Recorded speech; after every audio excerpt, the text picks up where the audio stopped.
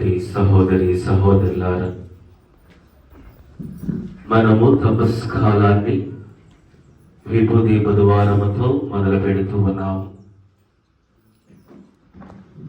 ఈ తపస్కాలము దాదాపుగా 40 దినాలు. ఈ 40 దినాలలో మనము ప్రార్థన, ఉపవాసము, దాన ధర్మాలు, క్రైస్తవులైనటువంటి మనందరినీ కూడా తల్లి శ్రీ సభ తపస్కాలము, అనుగ్రహ కాలము అని మనందరికీ కూడా తెలియచేస్తూ ఉన్నది. అందుకే ఈరోజు మనం చదువుకున్నటువంటి మొదటి పట్టణంలో యోవేలు ప్రవక్త అక్కడున్నటువంటి ప్రజలను, ఈరోజు వాక్యాన్ని విన్నటువంటి మనందరికీ కూడా గొప్ప ఆహ్వానాన్ని, హెచ్చరికను తెలియజేస్తూ ఉన్నాడు. మనం చదువుకున్నటువంటి మొదటి పట్టణము యోవేలు గ్రంథము 2వ అధ్యాయము 12వ వచనం ఒకసారి చదువుకుందాము. ప్రభు ఇట్లనుచున్నాడు, ఇప్పుడైనను మీరు పూర్ణ హృదయముతో నా చెంతకు మరలి రండు, ఉపవాసముతో సంతాపముతో ఏడ్పులతో నా వద్దకు తిరుగురండు.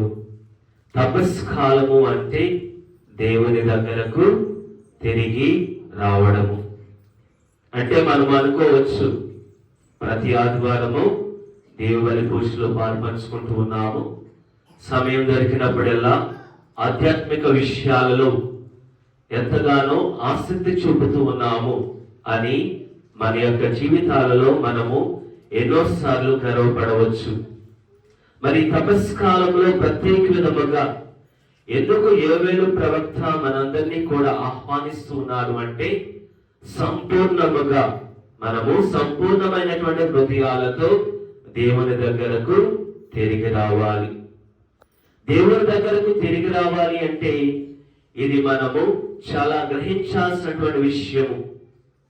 ఇప్పటి వరకు మనము దేవుణ్ణి మర్చిపోయి దేవుణ్ణి వ్యతిరేకించినటువంటి క్షణాలను మనము బాహ్యముగా శారీరక వ్యామోహాలతో మనము దేవునికి వాసినటువంటి ముఖ్యమైనటువంటి స్థానాన్ని ఇవ్వకుండా ఎలాగైతే మనము ప్రవర్తించి ఉన్నామో ఆ సంఘటనలను మనము జ్ఞాపకము చేసుకొని ఈ 40 దినాలు అయినా కానీ మనము ఎవరితో మన యొక్క జీవితాన్ని గడపాలి? దేవునితో సంపూర్ణముగా గడపాలి అని మనల్ని యోవేలు ప్రవక్త మనందరినీ కూడా ఆహ్వానిస్తున్నాడు. ఎందుకు ఈ విషయాన్ని మనందరికీ కూడా తెలియజేస్తున్నాడు అంటే, మనిషి బలహీనుడు, మనిషి స్థిరత్వము లేనటువంటి వాడు, మనిషి యొక్క జీవితము శాశ్వతమైనది కాదు. మనిషి జీవితం అనే సంపూర్ణత అనేది ఎప్పుడు ఏర్పడుతూ ఉన్నది, అప్పుడే మనిషి జీవితానికి అర్థమయ్యేది ఉన్నది.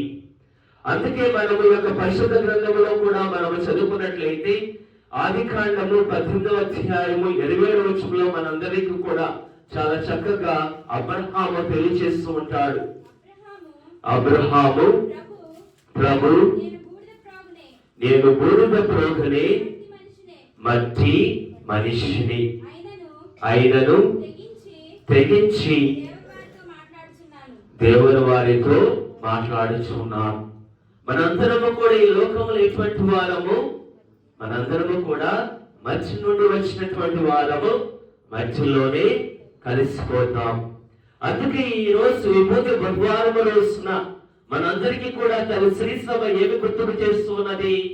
ఓ మనిషి, నీవు బూడిదవు, బూడిదలోనే నీవు కలిసిపోతావు, ఒకసారి గ్రహించు. అందుకే మనము ఆదికాండము 3వ అధ్యాయము 19వ వచనంలో మనము చదువుకున్నట్లయితే, నీవు మధ్య నుండి పుట్టితివి, చివరికి మధ్యలోనే కలిసిపోతావు. మనం ఈ లోకంలో ఎటువంటి శాశ్వతమైనటువంటి జీవితాన్ని జీవించినటువంటి వారము కాదు. మనకి స్థిరత్వం అనేది లేదు, మనిషికి మరణం అనేది ఉన్నది. ఈ దేహము కొరకు మనం ఎంత ప్రాకులాడినా గాని, ఏది సంపాదించినా గాని, ఈ లోకంలో మనకి ఏది ఉన్నా గాని, ఏదిని చివరికి మనతో ఏమి తీసుకుని వెళ్ళము అని ఈ విభూతి బుధవారం మనందరికీ కూడా జ్ఞాపకం చేస్తూ ఉన్నది. ఉపదేశకుడు 12వ అధ్యాయము 7వ వచనంలో కూడా మనం చదువుకున్నట్లయితే, నరుని దేహము ఏ మట్టి నుండి వచ్చినదో ఆ మట్టిలోనికి తిరిగిపోవును, అతని ఆత్మ దానిని దయచేసిన దేవుని దగ్గరకు చేరును. మరి మనిషి మట్టి నుండి వచ్చినాడు కాబట్టి మట్టిలోనే కలిసిపోతాడు అని విభూతి బుధవారము మనందరికీ కూడా తెలియజేస్తున్నది. అలాగే మనము పాత నిబంధనలో కూడా మనము చదువుకున్నట్లయితే మరి అనేక మంది రాజులు కూడా ప్రవక్తలు కూడా ఏం చేస్తూ ఉన్నారు, వారి యొక్క జీవితంలో వారు చేసినటువంటి తప్పులను, అపరాధములను, చెడు క్రియలను వారు గ్రహించి గొర్రెలు తార్చి బూడిద రాసుకొని దేవుని దగ్గర పశ్చాత్తాపూరితమైనటువంటి హృదయముతో, ఓ ప్రభువా, నేను పాపాత్ముడను, బలహీనుడను, నీకు వ్యతిరేకముగా అనేకమైనటువంటి తప్పులను చేసి నా జీవితంలో నీవు ఇచ్చినటువంటి అనుగ్రహములను నేను కోల్పోయి ఉన్నాను అని వారు విరిగి నలిగినటువంటి హృదయముతో దేవుని దగ్గర పశ్చాత్తాపడుతూ ఉన్నారు. మనము మొదటి రాసుల గ్రంథము 21వ అధ్యాయము 27వ వచనంలో మనము చదువుకున్నట్లయితే, ఆహాబు రాజు గోరెను తాల్చుకొని ఉపవాసము చేస్తూ దేవుని దగ్గర, ఓ ప్రభువా, నేను చేసినది తప్పు అని దేవుని దగ్గర ఆయన పశ్చాత్తాపడుతూ ఉన్నాడు. అలాగే దావీదు మహారాజు 102వ కీర్తనలో 9వ అధ్యాయంలో కూడా మనం చదువుకున్నట్లయితే, దావీదు మహారాజు ఆయన చేసినటువంటి తప్పిదమును జ్ఞాపకం చేసుకొని దేవుని దగ్గర, ఓ ప్రభువా, నేను ఉట్టి బూడిదనే అని బూడిదను తాల్చి ఆయన దేవుని దగ్గర పశ్చాత్తాపము చెందుతూ ఉన్నారు. అలాగే దానియేలు గ్రంథము 9వ అధ్యాయము 3వ వచనంలో కూడా మనం చదువుకున్నట్లయితే, అక్కడ దానియేలు కూడా ఎటువంటి తప్పిదము చేయకపోయినా గాని అక్కడ ఉన్నటువంటి ప్రజల యొక్క పాపముల కొరకై ఆయన దేవుని దగ్గర ఆయన పశ్చాత్తాపడుతూ తన యొక్క దేహానికి బూడిదను పూసుకొని గొర్రెను తాల్చి ఆయన హృదయ పరివర్తనాన్ని చెందుతూ ఉన్నారు. మరి దేవుడు మనకిచ్చినటువంటి యొక్క 40 దినాలలో కూడా మన యొక్క జీవితంలో మనము చేసినటువంటి తప్పిదములకు దుఃఖముతోను, ఏడుపుతోను, విలాపముతోను, ఉపవాసముతోను దేవుని చెంతకు తిరిగి వచ్చి మన పాపములకు మనము ప్రాయశ్చిత్తము చెందుతూ హృదయ పరివర్తన చెందాలి. అలాగే మనము మత్తయి సువార్తలో కూడా మనము చదువుకున్నట్లయితే 1వ అధ్యాయము 4వ అధ్యాయము 17వ వచనం ఒకసారి చదవండి. మత్తయి సువార్త 4వ అధ్యాయము 17వ వచనము. హృదయ పరివర్తనము చెందుడు, పరలోక రాజ్యము సమీపించి ఉన్నది. మార్కు సువార్త 1వ అధ్యాయము 15వ వచనం ఒకసారి చదువుకుందాము. మార్కు సువార్త 1వ అధ్యాయము 15వ వచనము. మీరు నన్ను అనుసరింపుడు, మార్కు సువార్త 1వ అధ్యాయము 15వ వచనము. కాలము సంపూర్ణమైనది, దేవుని రాజ్యము సమీపించినది, హృదయ పరివర్తనం చెంది సువార్తను విశ్వసింపుడు అని దేవుని సువార్త ప్రకటించెను. ప్రియమైనటువంటి సహోదరి సహోదరులారా, ఈ రోజు విభూతి బుధవారం రోజున తల్లి శ్రీ సభ మనందరికీ కూడా జ్ఞాపకం చేసేటటువంటి సత్యం ఏమిటంటే, మన జీవితంలో మనము మన జీవితాన్ని ఏ విధముగా గడుపుతూ ఉన్నాము. ఈ తపస్సు కాలంలో 3 ముఖ్యమైనటువంటి విషయాలు. ఎందుకు ఈ 3 ముఖ్యమైనటువంటి విషయాలు తల్లి శ్రీ సభ మనందరినీ కూడా పాటించమని కోరుతున్నది అంటే, మొట్టమొదటిది ప్రార్థన, రెండవది ఉపవాసము, మూడవది దాన ధర్మాలు. వీటన్నిటినీ కూడా మనము మన యొక్క జీవితాలలో చేయడం ద్వారా దేవునికి దగ్గరగా మన యొక్క జీవితాన్ని గడపగలుగుతూ ఉన్నాము. అలాగే మనము మన యొక్క జీవితాలలో ఉపవాసము, దాన ధర్మాలు చేయడం ద్వారా మన జీవితాలలో మనం ఏం నేర్చుకుంటూ ఉన్నాము? త్యజింపు. మన జీవితాలలో మనము ఈ యొక్క త్యాగము, త్యజింపు అనేది మనము నేర్చుకుంటూ ఉన్నాము. ఈ ఉపవాసము అలాగే దాన ధర్మాలు చేయడం ద్వారా మనం ఏం చేస్తూ ఉన్నాము? మనము ఏదైతే మన యొక్క జీవితాలలో త్యజిస్తూ ఉంటూ ఉన్నామో దానిని 10 మందికి ఉపయోగపడేటట్లు దానిని మనము ఇతరులకు సహాయం చేస్తూ ఉన్నాము. ఈ త్యజింపు అనేది మనిషికి చాలా ముఖ్యము. ఉపవాసము ద్వారా ఈ యొక్క త్యజింపు జీవితాన్ని జీవించడం ద్వారా ఈ 3 కార్యాలు, ఈ 3 క్రియలు మన యొక్క జీవితాలలో మనం చేయడం ద్వారా మనము ఎవరికి దగ్గరగా జీవిస్తున్నామో దేవునికి దగ్గరగా జీవిస్తున్నాం. అలాగే మత్తయి సువార్త 4వ అధ్యాయం 2వ వచనంలో కూడా మనం చదువుకున్నట్లయితే యేసుక్రీస్తు ప్రభువు కూడా ఎన్ని దినాలు ఉపవాసం పాటించి ఉన్నాడు? 40 దినాలు ఆయన ఉపవాసాన్ని ఆచరించి ఉన్నాడు. అలాగే నిర్గమాకాండము 34వ అధ్యాయము 28వ వచనంలో కూడా మనం చదువుకున్నట్లయితే మోషే అరణ్య ప్రాంతంలోకి వెళ్ళి మరి 40 దినాలు ఆయన ఉపవాస ప్రార్థనలు ఆయన పాటించున్నట్లుగా మనకి అక్కడ అర్థమవుతున్నది. అలాగే మొదటి రాసులు 19వ అధ్యాయము 8వ వచనంలో మనం చదువుకున్నట్లయితే ఏలియా కూడా 40 దినాలు ఉపవాసాన్ని ఆచరించుకున్నారు. మరి ఈ రోజు కూడా మరి మనం మొట్టమొదటిగా ఈ యొక్క విభూతి బుధవారము ద్వారా తపస్కాలాన్ని మనందరము కూడా ప్రారంభిస్తున్నాం. ఈ తపస్కాలంలో ప్రతి ఒక్కరూ కూడా మరి దేవుని దగ్గర ప్రమాణాన్ని చేస్తూ ఉంటారు, లేకపోతే మాట ఇస్తూ ఉంటారు, వాగ్దానాన్ని చేస్తూ ఉంటారు. మరి ఇక్కడ కూడినటువంటి ప్రతి ఒక్కరు కూడా మరి తపస్కాలంలో మీరు ఏం చేయాలని భావిస్తున్నారు? ఏమని మాట ఇచ్చారు దేవుడికి? మాంసం తినకూడదు. తింటారు మాంసం అంటే కొంతమంది తింటారేమో, మాట్లాడట్లేదు.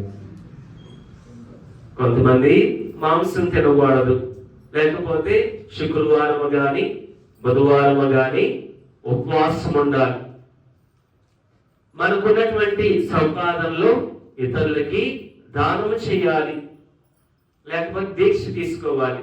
కరెక్ట్గా దీక్ష తీసుకున్నటువంటి ఆవిడ వచ్చారు ఇప్పుడే. దీక్ష తీసుకోవాలి అని ఏదో ఒక నిర్ణయం మన యొక్క జీవితాలలో ఈ యొక్క తపస్కాల దినాలలో మనము ఒక నిర్ణయాన్ని తీసుకుంటూ ఉంటాం.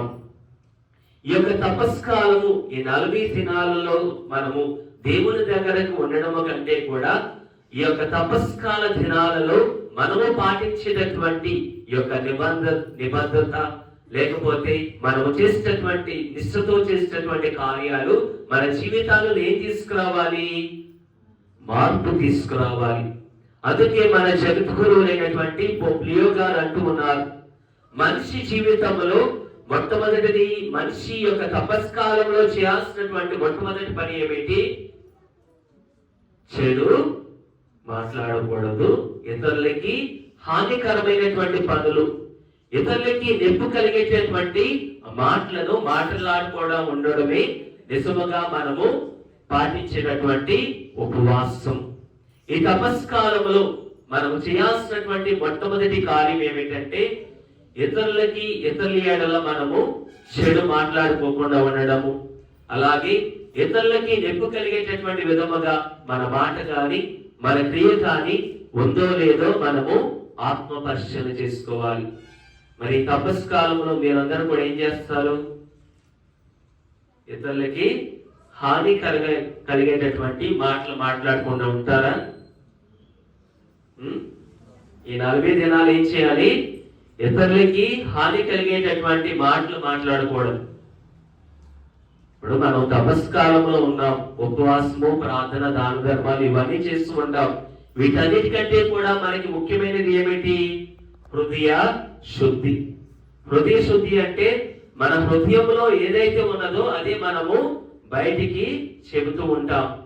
మన యొక్క హృదయంలో శుద్ధి జరగాలి అంటే ఏం చేయాలి?